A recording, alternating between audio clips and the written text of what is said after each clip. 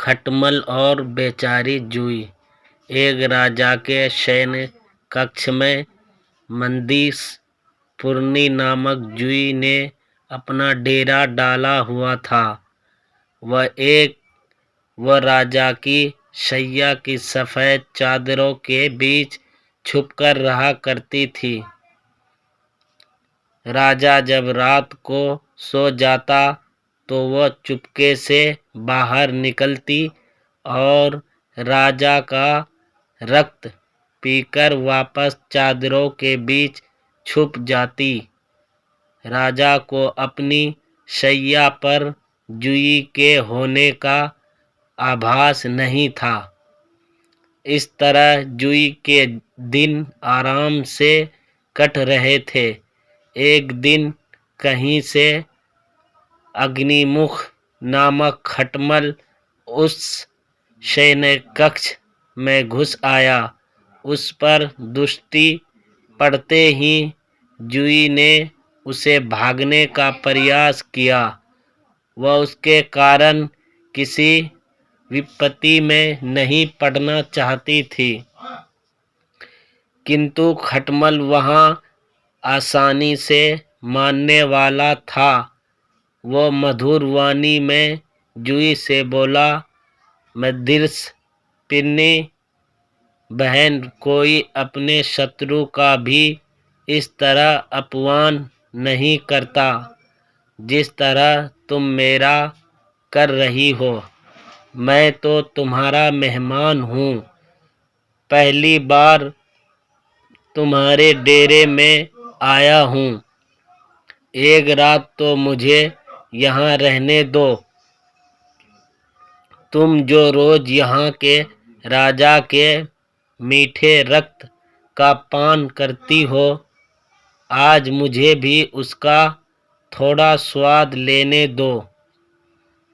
जूही खटमल की चिकनी चुपड़ी बातों में आ गई। उसने उसे वहाँ रात भर रहने की अनुमति दे दी, किंतु साथ ही उसे आगाह करते हुए बोली, अग्निमुख, तुम यहाँ रह तो रहे हो, किंतु अपने चंचल स्वभाव पर तुम्हें निरंतर रखना होगा। राजा की जब गहरी नींद पड़ जाए तब मेरे रक्त पान करने के उपरांत ही तुम राजा का रक्त पीना, और ध्यान रखना कि रक्तपान करते समय राजा को कोई पीड़ा न हो, अन्यथा हम दोनों मारे जाएंगे। खटमल ने जूही को वचन दिया कि जब तक वह राजा का रक्तपान नहीं करती वो भी नहीं करेगा और किसी भी तरह से राजा को कष्ट नहीं पहुंचाएगा। उन दोनों का वार्तालाप समाप्त ही हुआ था कि राजा शयन कक्ष में आ गया और दीपक बुझाकर चादर तान कर सो गया। इधर जूही राजा की नींद और गहरी होने की प्रतीक्षा कर रही थी। उधर खटमल की जीभ लोभ से तर हुई जा रही थी। राजा के मीठे रक्त लोभ में वो अपना वचन भंग कर बैठा और जूही के पहले जाकर राजा पर अपने पैने दांत गड़ा दिए। अचानक हुई पीड़ा से राजा तड़पकर उठ बैठा।